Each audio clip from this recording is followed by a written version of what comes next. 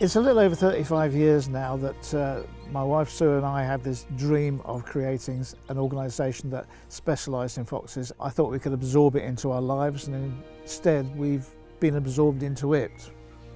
The Fox Project is a wildlife hospital, so our job is bringing in casualties, hopefully giving them a second chance.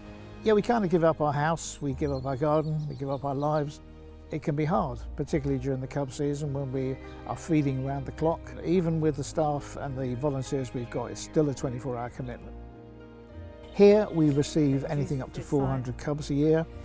We bring them up, we treat them, we group them into artificial litters because they're coming in singly a lot of the time, sick, injured and orphaned. And the whole point is to get them back to the wild, which can take anything up to about 4 months because they won't be going back to a natural dispersal season at the end of summer. Cubs of this age and older, if we find a litter of cubs, if they've been disturbed and they're healthy and mum is still around, we have a very good success rate of being able to reunite the litter to the mother. Thank you. I've got a rescue in Bidbutt. So in the charity, it's my job to be on the road, very much responding to the emergency calls that come in, rescuing the animals that need our help within our catchment area. A fortnight ago, we had a really unusual reunite that I had to stage. The cubs were actually found in the engine compartment of a car whilst it was being serviced at the mechanics. They had the car hoisted 6 foot up in the air, removed the engine compartment, and the cubs dropped down 6 foot. We got our vet to assess them, make sure that 6 foot fall hadn't damaged them. We then got in touch with the car owner so that we could retrace where the car had been when the vixen had given birth in there, and the vixen within 10 minutes had collected all 4 cubs. It was back reunited with mum, all neatly within 12 hours. So we're at the adult unit of the Fox Project. We have 2 sites. The adult unit, we call it the den, and the cub unit, which is 10 minutes down the road. So when a fox is rescued, they're brought to this adult unit. They're assessed by our vet team, and the treatment plans are put in place. Wounds, wound cleans, antibiotics, mange treatment, whatever that particular fox requires. Everyone gets a fantastic meal, full of calories, protein, build them back up before they're released back to the wild. So this is Mercury. He was reported to us by a householder who'd noticed he was on 3 legs.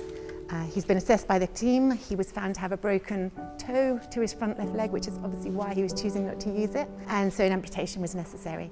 Also an assessment, we found out he had quite a wound to his eye, likely from some sort of territorial fight. He was in a lot of pain, he would have deteriorated. It's a front leg, they're necessary for power, for speed, for climbing, for digging, for hunting. Mercury would have really struggled out there in the wild.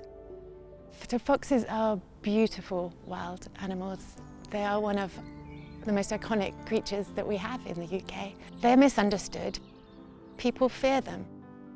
The makeup is similar to a dog. They have those sharp teeth, and people fear they might get bitten. But it's not in a fox's nature to ever attack. They will flee any situation they can. I think the main problems that foxes suffer is simply that we share their habitat, and we are not a deliberate danger to them, but simply because we are untidy, we leave a lot of rubbish lying around, we are dangerous in terms of our traffic.